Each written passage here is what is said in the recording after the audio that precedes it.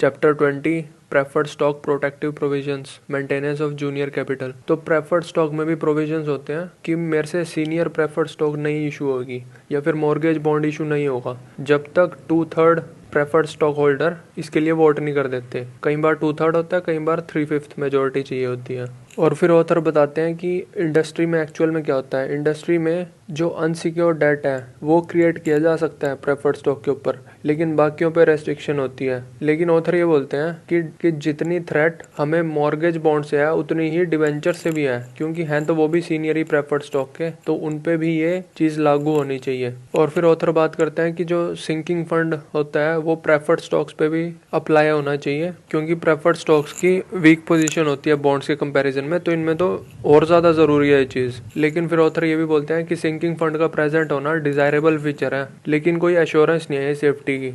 और अगर sinking fund नहीं है तो इसका मतलब ये भी नहीं है कि सेफ्टी नहीं है आपके इशू की, सिर्फ डिजायरेबल फीचर है। और फिर ऐसे प्रोविजन भी हो सकते हैं जैसे non current assets 125% of preferred issue होने चाहिए कम से कम, या फिर 100% of preferred stock plus bond issue होने चाहिए। और फिर अगर कंपनी इन प्रोविजंस को वायलेट करती है तो जो कॉमन स्टॉक होल्डर्स हैं उनके डिविडेंड सस्पेंड कर देने चाहिए और voting control preferred stock holders को पास कर देना चाहिए। तो मार्केट में किस तरह के वोटिंग कंट्रोल्स अवेलेबल हैं, तो अगर प्रेफर्ड स्टॉक होल्डर्स का 4 या 8 क्वार्टर की पेमेंट मिस हो जाती है तो इन 4 में से अलग अलग कंपनीज अलग अलग वोटिंग राइट्स देती हैं प्रेफर्ड स्टॉक होल्डर्स को। जैसे कि पहले ये है कि सिर्फ प्रेफर्ड स्टॉक होल्डर्स ही वोट करेंगे डायरेक्टर्स के लिए अब। या फिर नंबर 2 ये हो सकता है कि जो प्रेफर्ड स्टॉक होल्डर्स हैं वो जिन मेंबर्स को बोर्ड में सेलेक्ट करेंगे वो मेजोरिटी ऑफ मेंबर्स होंगे, और कॉमन स्टॉक होल्डर सिर्फ कुछ ही बोर्ड ऑफ डायरेक्टर चूज कर सकते हैं, मेजोरिटी प्रेफर्ड स्टॉक होल्डर के पास है। या फिर तीसरा ये हो सकता है कि प्रेफर्ड स्टॉक होल्डर माइनॉरिटी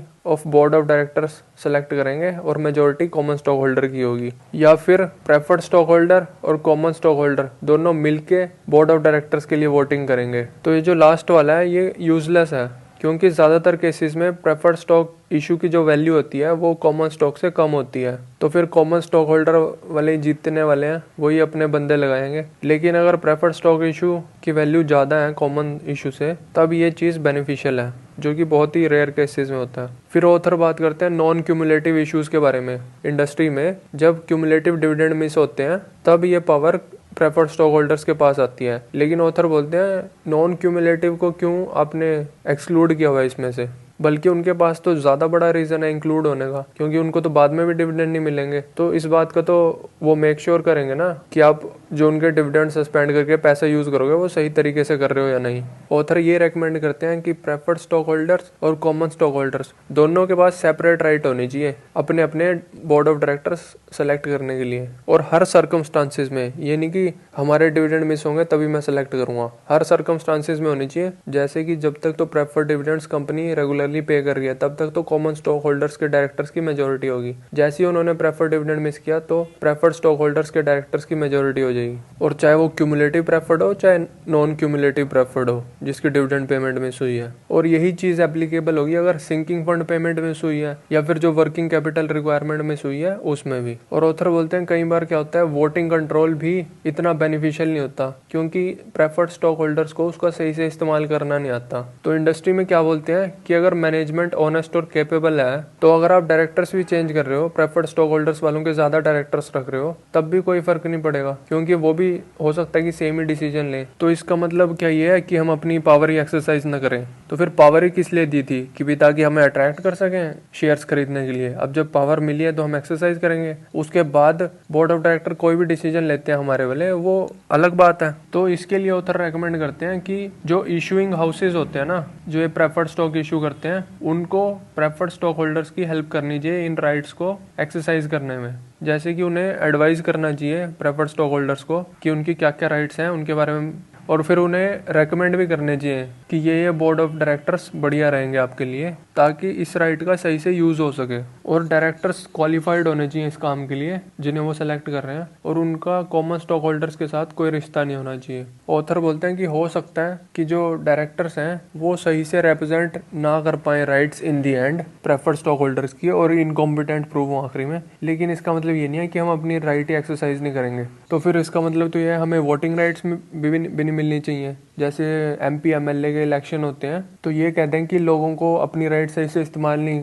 करनी आती, गलत नेता चूज कर लेते हैं ऐसे ही, तो इनके पास राइट्स ही नहीं होनी चाहिए। तो ये तो कोई सही तरीका नहीं है ना। अब आ जाओ मेंटेनेंस ऑफ जूनियर कैपिटल में। बॉन्ड होल्डर्स और प्रेफर्ड स्टॉक होल्डर्स के लिए ये चीज़ बहुत ही इंपॉर्टेंट है कि company adequate junior capital maintain करके रखे। मतलब बॉन्ड होल्डर्स के नीचे जितनी भी कैपिटल है, प्रेफर्ड स्टॉक है, कॉमन स्टॉक है, वो काफ़ी ज़्यादा होनी चाहिए, और फिर प्रेफर्ड स्टॉक होल्डर्स के अंडर जितनी भी कैपिटल है, कॉमन स्टॉक, वो काफ़ी ज़्यादा होनी चाहिए। वो इसलिए ज़रूरी है क्योंकि क्या हो सकता है जो कॉमन स्टॉक होल्डर है वो जो भी कंपनी के एसेट्स हैं, पैसे हैं, उनको बेच पूछ के अपनी कैपिटल लेके निकल सकते हैं। जैसे कि ऑथर एग्जांपल देते हैं, एक कंपनी है जिसके पास $2.1 मिलियन कैपिटल एंड सरप्लस है। उस कंपनी ने $2 मिलियन का लोन लिया 20 साल के डिवेंचर बॉन्ड बेच के, और फिर जो कॉमन स्टॉक होल्डर्स थे उन्होंने क्या किया, कैपिटल रिड्यूस करने का डिसीजन ले लिया वोटिंग वगैरह करा के कि कैपिटल रिड्यूस करके हम सिर्फ 100,000 तक कर देंगे, 2 मिलियन कैपिटल कम कर देंगे। और फिर जो तो बॉन्ड होल्डर्स ने तो पैसे दिए थे कंपनी को बढ़ाने के लिए, उन्होंने स्टॉक होल्डर्स को वापस कर दिए वो,